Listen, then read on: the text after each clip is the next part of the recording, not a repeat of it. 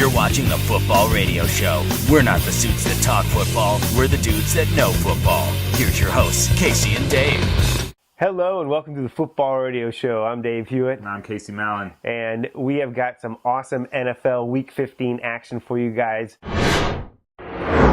It is the Green Bay Packers at 6-1 versus the Dallas Cowboys at 7-6. A huge NFC battle. But it's going to be a great football game. Obviously, playoffs are on the line for both of these teams.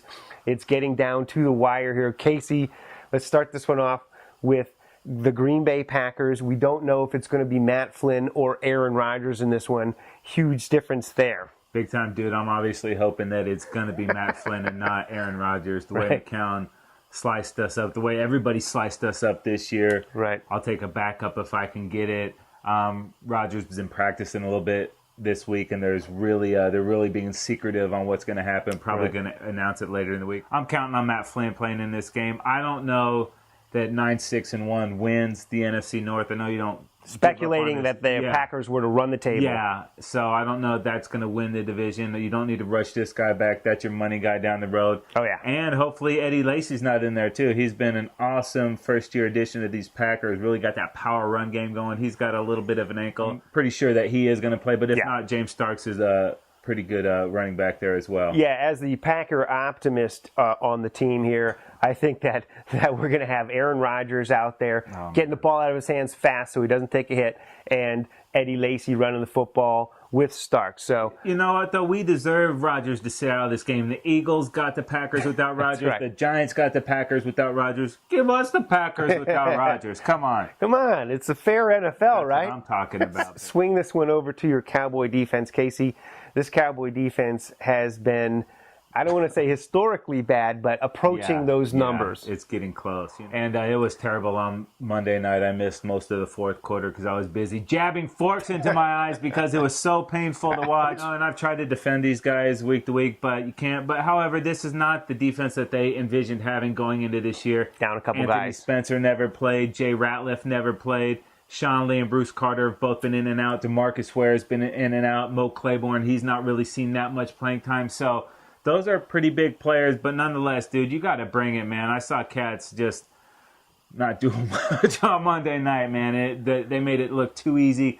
The Bears didn't punt. The only drive they didn't score was when they took a knee at the end. So, man, if Aaron Rodgers is in there, dude, he is going to light us up. Work on baby steps. Force a punt. Force a punt. You know, I'll take it at this point, but I'll take it. Swing it over to the Dallas Cowboys on offense. Romo having a fantastic season. You got Dez Bryant, Jason Witten.